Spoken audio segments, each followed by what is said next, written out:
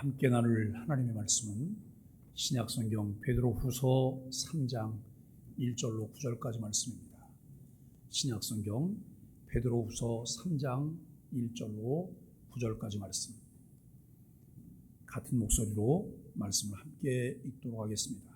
사랑하는 자들아, 내가 이제 이 둘째 편지를 너희에게 쓰노니 이 두 편지로 너희의 진실한 마음을 일깨워 생각나게 하여 곧 거룩한 선지자들이 예언한 말씀과 주 되신 구주께서 너희의 사도들로 말미암아 명하신 것을 기억하게 하려 하노라. 먼저 이것을 알지니 말세에 조롱하는 자들이 와서 자기의 정욕을 따라 행하며 조롱하여 이르되 주께서 강림하신다는 약속이 어디 있느냐. 조상들이 잔 후로부터 만물이 처음 창조될 때와 같이 그냥 있다 하니 이는 하늘이 옛적부터 있는 것과 땅이 물에서 나와 물로 성립된 것도 하나님의 말씀으로 된 것을 그들이 일부러 잊으려 함이로다. 이로 말미암아 그때 세상은 물이 넘침으로 멸망하였으되 이제 하늘과 땅은 그 동일한 말씀으로 불사르기 위하여 보호하신 바 되어 경건하지 아니한 사람들의 심판과 멸망의 날까지 보존하여 두신 것이니라. 사랑하는 자들아, 주께는 하루가 천년 같고 천년이 하루 같다는 이 한 가지를 잊지 말라.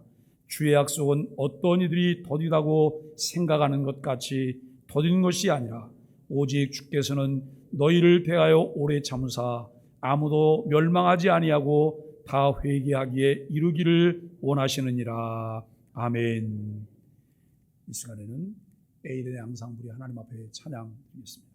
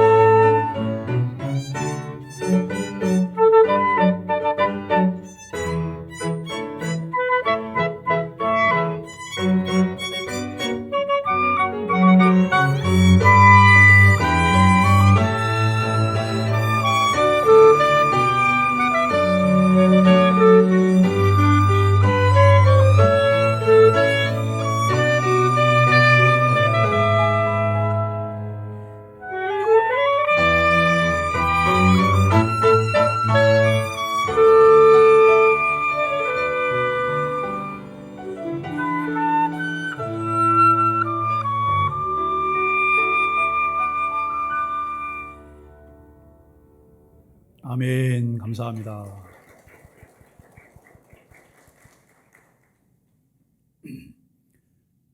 오늘 우리는 베드로후서 3장 1절로 9절까지 말씀을 통해서 주의 날을 기다리는 신앙이다라고 하는 제목으로 함께 은혜를 나누기를 원합니다. 누구보다 주를 사랑하며 열정으로 따랐던 제자 베드로는 시험에 들지 않게 깨어 있으라는 주의 말씀대로 깨어 있어야 할 때 깨어 있지 못하여 시험에 빠졌습니다. 신앙적 위기가 왔을 때 그것을 잘 이겨낼 수 있는 지혜와 담대함이 베드로에게는 없었습니다. 늘 주를 사랑하며 용기 있게 행동했던 베드로였지만 전개되는 상황에 자신을 제어할 수 없었습니다. 결국 자신 안에 있던 주를 사랑함과 신앙적 확신은 제대로 표현도 못 해보고 예수님을 3번이나 부인하는 겁쟁이이며 배신자가 되었습니다. 그런 베드로를 비롯한 제자들에게 부활하신 주님께서 찾아오셨고 신앙의 깊은 의미와 용기를 되찾게 해주셨습니다. 주님으로부터 영영 멀어질 수도 있었던 베드로는 내가 이 사람들보다 나를 더 사랑하느냐는 예수님의 도전에 예수님을 사랑하는 자신을 드러냅니다. 내 양을 먹이라는 주님의 사명회로의 부르심에 순종하며 소아시아 지역에 흩어진 나그네들에게 베드로 전후서를 통해 바른 신앙인의 삶을 권면합니다. 그리스도의 본을 따르는 선한 청직이라는 주제로 의를 위해 박해받는 그리스도인들은 복된 사람들이라고 말합니다. 고난은 믿음이 자라게 하고 하나님이 함께 하심을 경험하게 합니다. 하나님이 주신 영원한 생명과 유업, 부활에 대한 소망은 고난을 인내하게 만듭니다. 왕같은 제사장인 우리는 그리스도를 본받아 고난 중에도 사랑과 선을 행하며 은혜를 맡은 자답게 하나님께 영광을 돌리는 삶을 살아야 합니다. 하나님께서 우주 만물을 창조하시고 하나님의 형상을 따라 인간을 지으신 목적은 하나님의 대리자로 창조하신 세계를 질서 있게 다스리며 충만하여 하나님의 영광을 반사하게 하시기 위함입니다.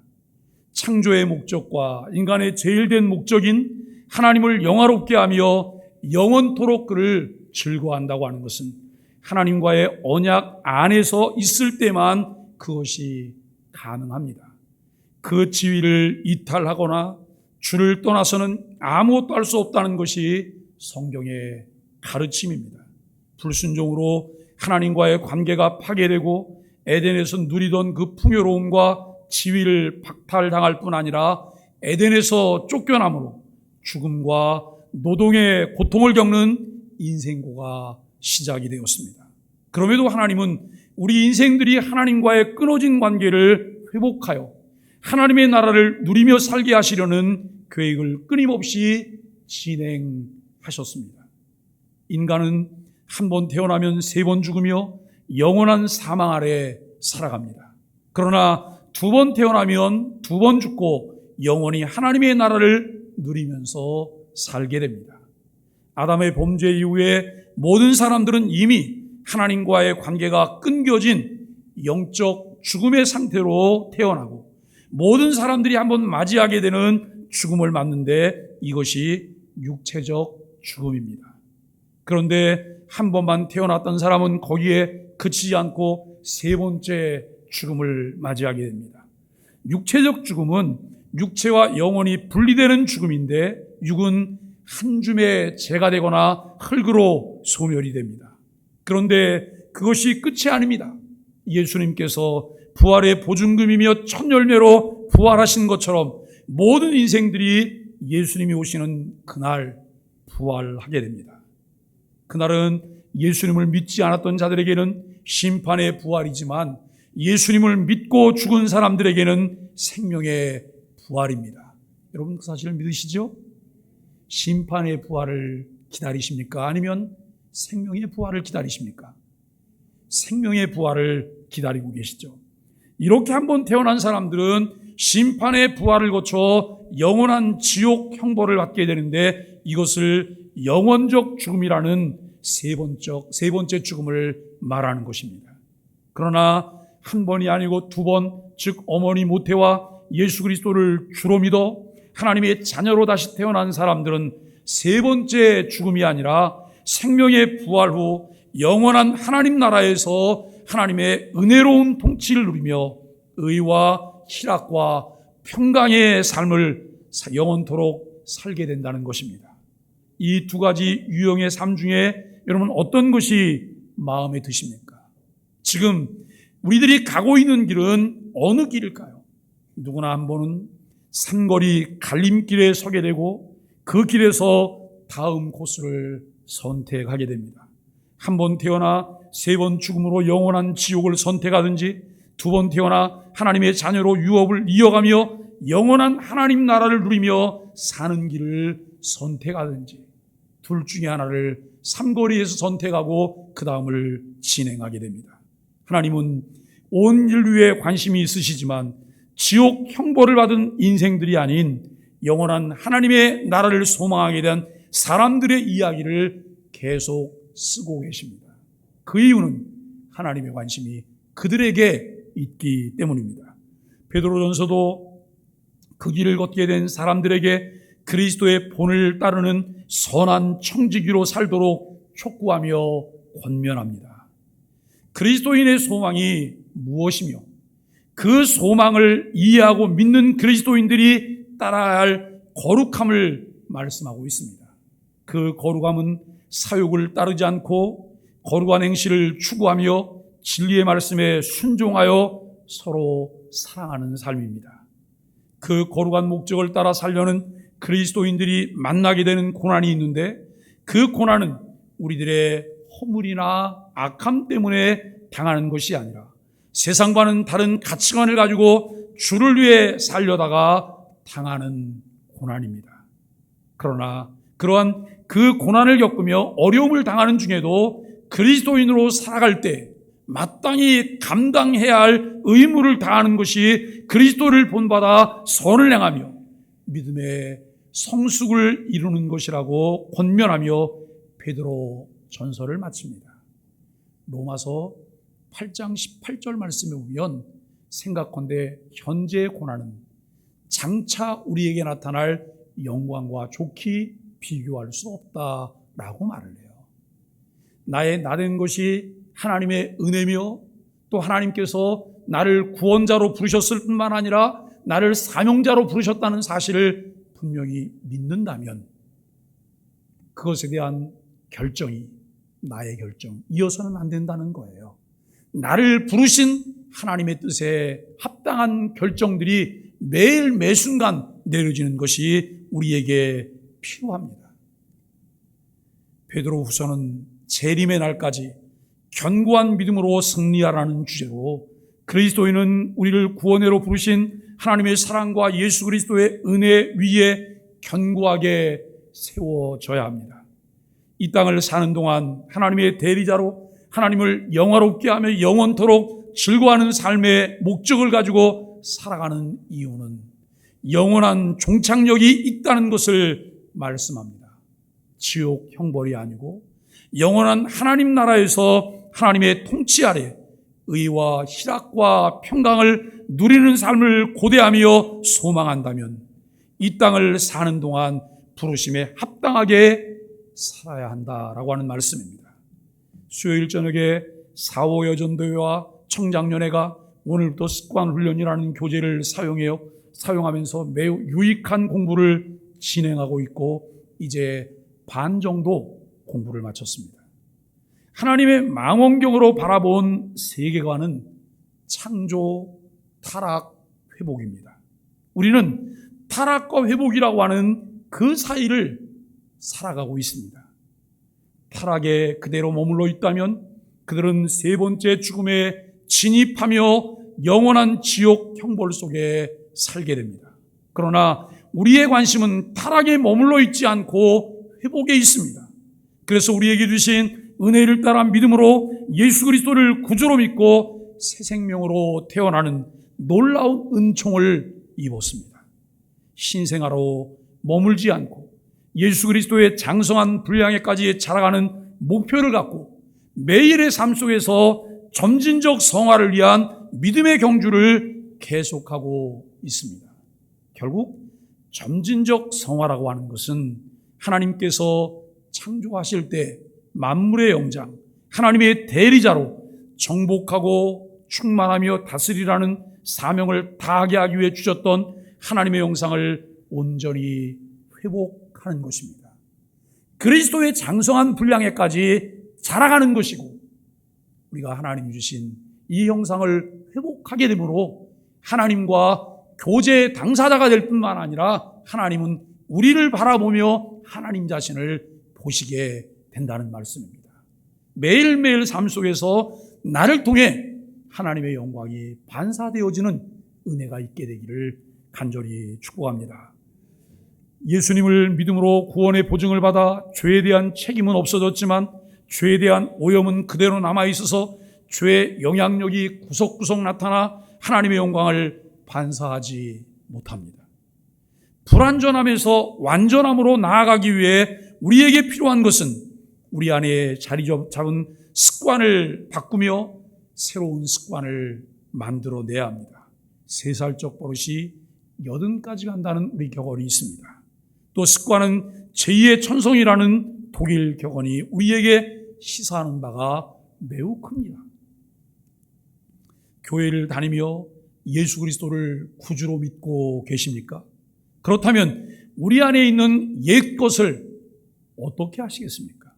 누구든지 그리스도 안에 있으면 새로운 피조물이라고 했는데 우리 안에 여전히 옛 것이 그대로 머물러 있으면서 나를 지배하고 있다면 우리는 겉과 속이 다른 사람으로 살아가고 있다고 하는 것을 말하게 됩니다.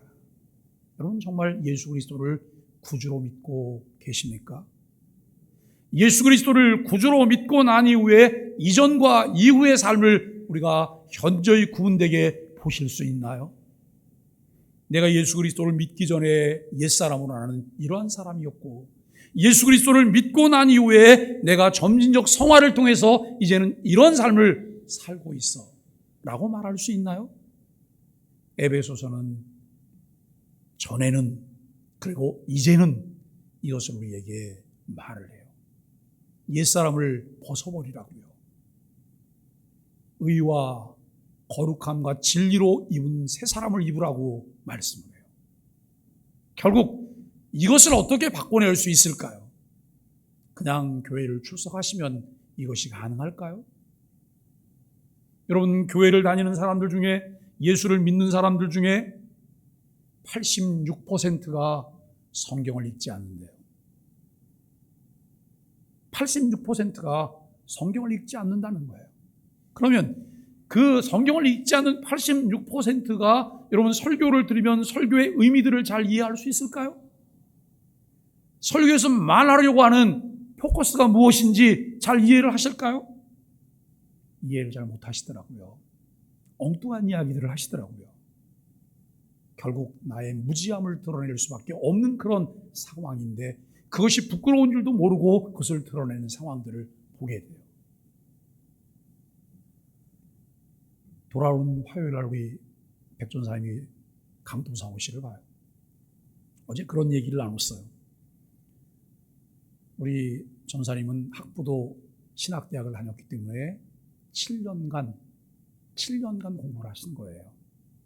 일반 대학을 다닌 분들은 3년 공부를 하시잖아요. 7년간 공부를 했어요. 7년 공부를 하면서 정말 많은 수업들을 했죠. 특별히 조직신학은 하나님에 대한 신론부터 시작해서 마지막 종말론까지 끊임없이 그 부분들을 공부를 했어요. 그리고 여러분, 교회사를 공부했어요. 교회 정치를 공부를 해요. 그런데 이 강도사고시를 준비하는 기간이 어떤 기간이냐면 그동안 열심히 공부해서 파편적으로 알고 있던 것들의 퍼즐을 딱 맞춰내는 작업을 하는 거예요. 이 퍼즐을 맞춰내고 나잖아요. 그러면 마음 가운데 얼마나 큰 뿌듯함이 있는지 몰라요. 그림이 이 그림이었구나.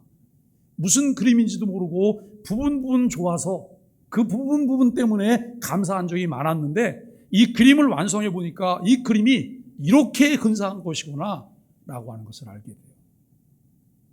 여러분, 그리고 나면 더 공부하고 싶은 마음이 생겨요. 그리고 이제 강도사고시 합격하고 10월 달에 이제 여러분 강도사 인호를 받고 1년간 있다가 1년 후에 목사 안수를 받아요. 그런데 강도사고시를 잘 공부하고 정리를 하고 나잖아요. 그러면 얼마나 많은 부분 설교하는데 유익을 얻게 되는지 몰라요. 왜냐하면 책들 부분 여기저기 흩어져 있던 것들이 머릿속에 정리돼 들어와 있잖아요. 그래서 여러분 어떤 부분을 정리할 때 전체 그림을 그려가면서 여러분 부분들을 정리해낼 수 있게 되는 거예요. 오늘 우리가 신앙생활하면서 왜 성경을 읽어야 할까? 왜 성경을 전체적으로 다 보아야 할까? 처음에 볼 때는 정독이 아닌 다독이 필요해요. 다독이. 그런데 몇 번 다독을 하잖아요. 그러면 성경 전체적인 윤곽과 내용들이 들어오기 시작해요. 그 다음에는 정독을 하시는 거예요. 정독을. 쭉 정독을 하면서 정독도 내가 내 관점에서 그 성경을 풀어내려고 하는 것이 아니에요. 본래 성경이 기록될 당시 1차 독자들에게 하나님께서 저 글쓴이를 통해서 하나님이 주시려고 했던 의도와 의미가 무엇일까를 찾아내는 거예요. 그리고 몇천 년 후를 살아가는, 오늘을 살아가는 나에게 그 말씀이 주시는 의미가 무엇일까를 우리는 찾아내야 되는 것이죠. 이를테면 율법을 보면서 어떤 율법은 여러분 의식법이기 때문에 율법이 예수 그리스도가 오심으로 완성이 되었어요. 오늘 여러분 교회 오실 때 하나님께 예배하려고 혹시 비둘기 가지고 오신 분 계세요? 누가 양 가지고 오셨어요? 소를 가지고 오셨나요? 아니면 여러분 고운 가루들을 가지고 오셨나요? 그런 분이 한 분도 없어요. 왜요? 예수 그리스도가 오심으로 그 제사제도가 완성되었기 때문에요. 이제는 우리가 예수 그리스도를 주로 믿고 고백함으로 예수 그리스도 이름으로 하나님께 담대히 나올 수 있게 된 거예요. 이런 의미들을 우리가 이해하고 나면 신앙생활을 할 때 말씀이 이해가 되어져요.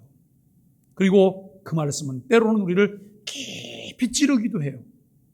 내 어떤 부분을 도려내겠다고 여러분 정말 수술칼처럼 나에게 달려들 때도 있어요. 그런데 우리가 확신할 수 있는 것은 나보다도 나를 더 잘하시고 나보다도 나를 더 사랑하시는 하나님께서 나를 위해 말씀으로 때로는 수술하신다는 사실을 우리가 믿는 거예요. 이 확신을 가지고 하나님을 신뢰하는 거예요.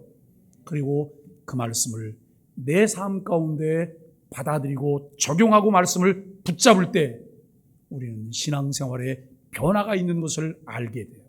그런데 이것이 여러분 한 번에 이루어지는 것이 아니에요. 반복에 계속 반복을 통해서 어느 때까지 가냐면 습관이 될 때까지 가야 되는 거예요. 여러분 위선자와 참된 신자의 가장 큰 차이는 신앙행동의 동기를 통해 알 수 있다라고 말을 해요. 위선자가 어디에 가장 많이 있을까요? 위선자는 교회 안에 가장 많아요. 교회 안에. 참신자도 교회 안에 가장 많지만 위선자도 교회 안에 가장 많아요. 예수님께서 말씀하셨던 여러분 산상보훈을 보면 위선자는 사람에게 보이려고 무엇을 한다고 말을 해요. 늘 사람을 의식하면서요.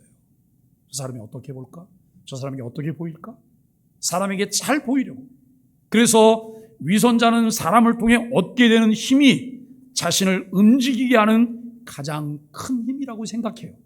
누군가 인정해 주지 않으면, 누군가 나를 알아주지 않으면 나는 그 일을 안 하는 거예요. 이것이 위선자들의 모습인 것을 성경을 통해 알게 되어져요. 그러나 참된 신자를 움직이는 것은 은혜입니다. 깊이를 알 수 없는 한량없는 그 은혜가 참된 신자를 움직이는데 그 은혜로 삶에 무엇이 넘친다고요? 감사가 넘칩니다. 그런데 그 감사는 예배를 통해 나타납니다. 시간 예배를 통해 주께서 베풀어 주신 은혜에 감사하며 주님과 친밀한 교제를 나눕니다. 왜 여러분 우리가 예배를 정복해야 할까요? 우리가 왜 예배를 사수해야 될까요? 그것은 은혜 받은 자의 모습이기 때문에요. 은혜 받은 자의 모습이기 때문에 내 실상을, 내 모습을 드러내는 것이 예배를 통해 나타나고 있다라고 하는 것을 우리는 알게 됩니다.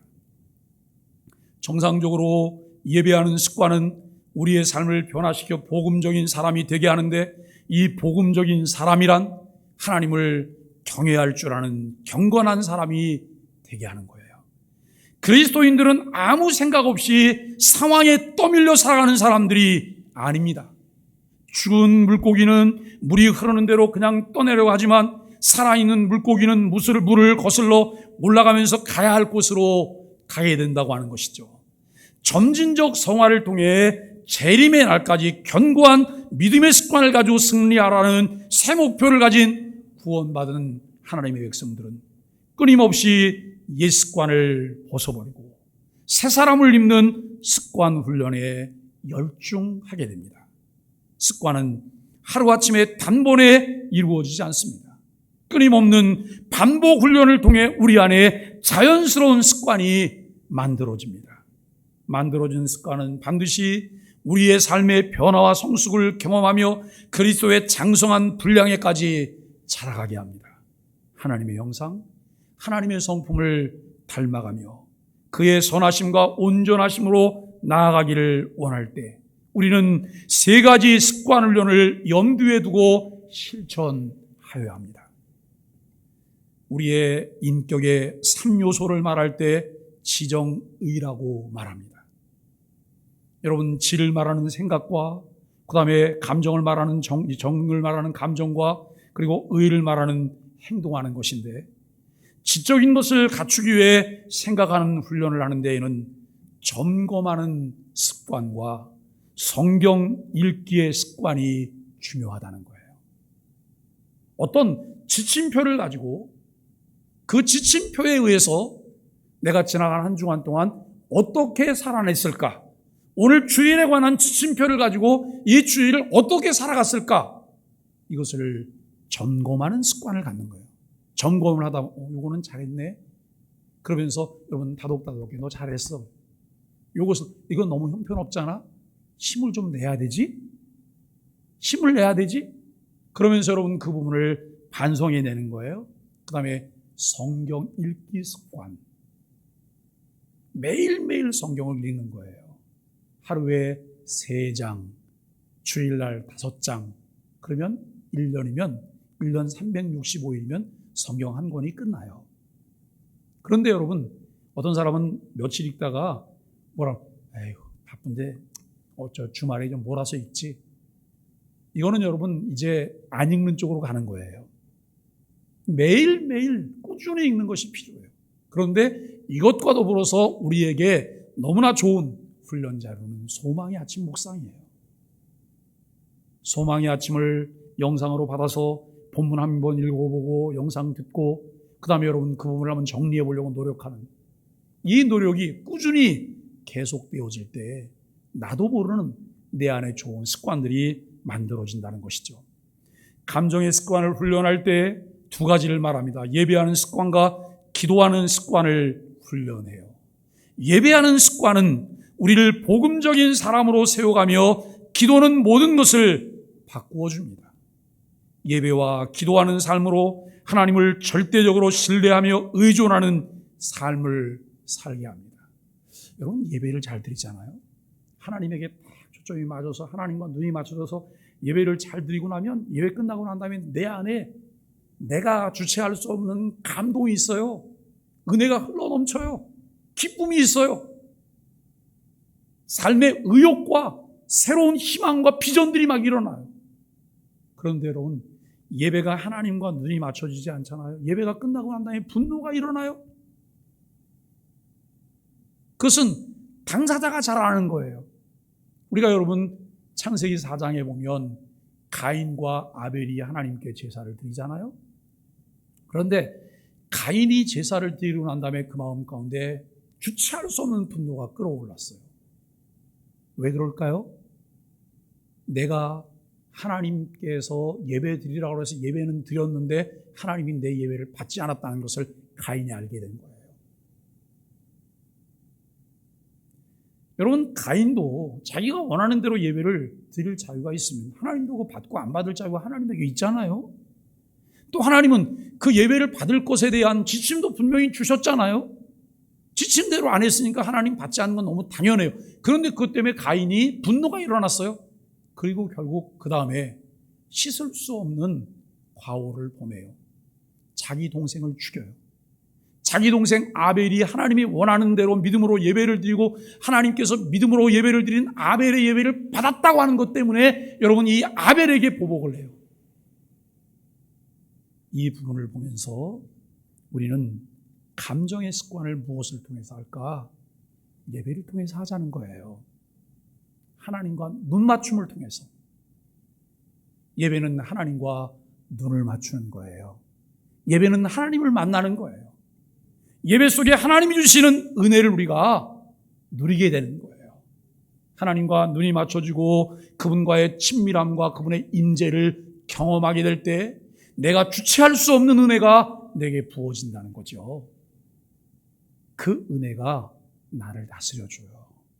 나를 만져주고 나에게 하나님의 은혜를 공급해주는 이러한 모습을 우리가 보게 돼요. 여러분, 그런 가운데 내가 부족함을 알기 때문에 나의 필요들을, 나의 연약함들을 하나님께 내어놓고 기도하는 삶들을 우리가 하게 돼요. 어느 때는 화가 나서 막 씩씩거리면서 기도해요. 어느 때는 너무 절박하고 필요한 게 많아서 하나님께 막 울면서 기도해요. 그런데 하나님께서 우리의 마음을 어루만져 주시면서 뭐라고 말씀하시냐면, 너 급해? 기다려. 하나님, 저는 급해 죽겠어요. 근데 하나님 뭐라고? 기다려. 왜요? 지금 그 문제가 해결되면 아무런 유익이 없거든요.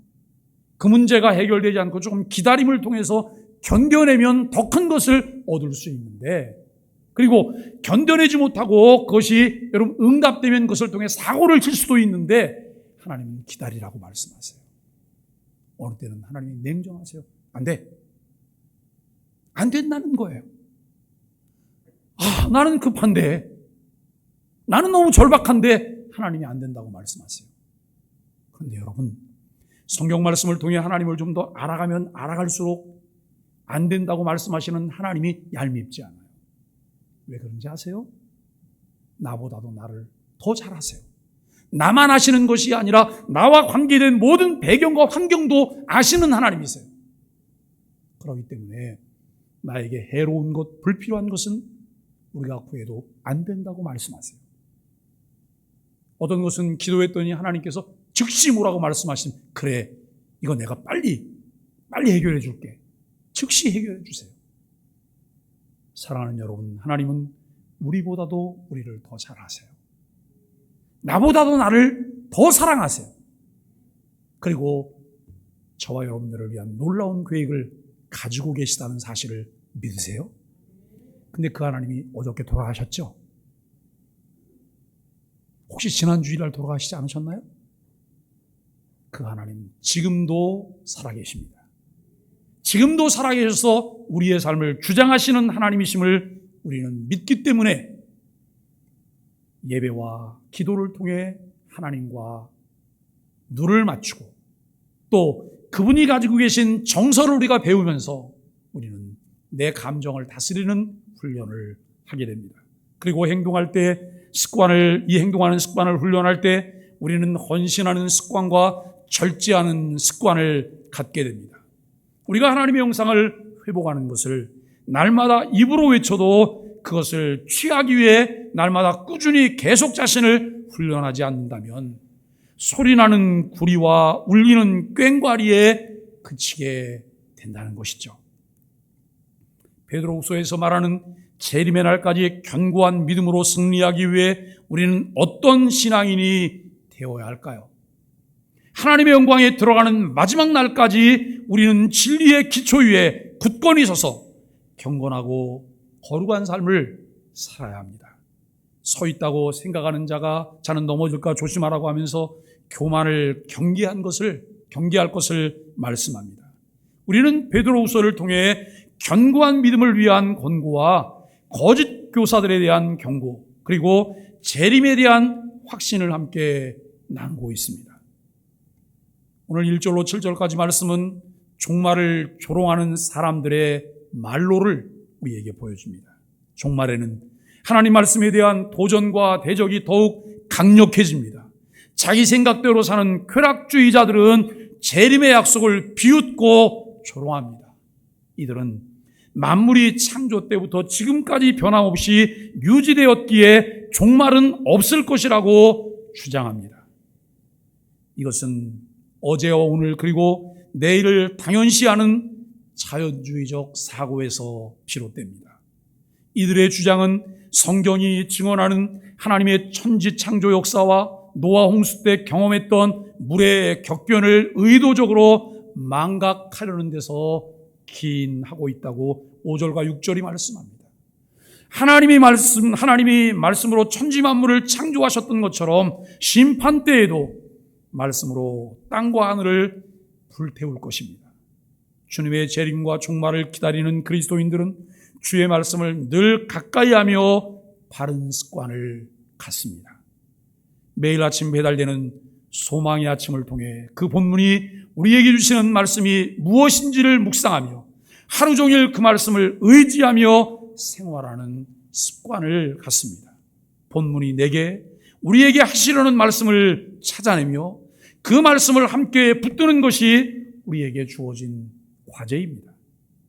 8절로 9절은 천년과 하루의 시간 차이를 말씀하고 있습니다. 영원은 일반적인 시간을 초월하는 개념입니다.